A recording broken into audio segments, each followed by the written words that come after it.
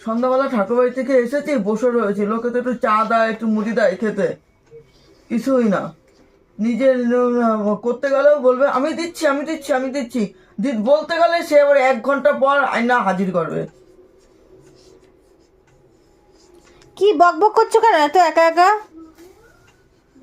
হ্যাঁ বললাম একটু ঠাকুরবাড়ি থেকে এসেছি, লোকে তো একটু চা দেয় বা দুটো মুড়ি দেয় খেতে, তাই হ্যাঁ আমি দিচ্ছি যদি আনতে যাই তখন বল না না তোমার যেতে হবে না, রান্নাঘরে যা, রান্নাঘরে তোমার ঢুকতে হবে না, আমি করে দিচ্ছি আমি করে দিচ্ছি।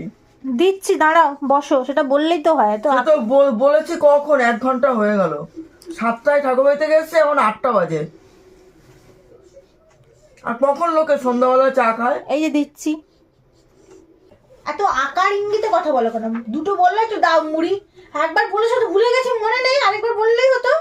সব কথা পেটের মধ্যে চেপে রাখো, কি করে বুঝবে বলো? দিচ্ছি।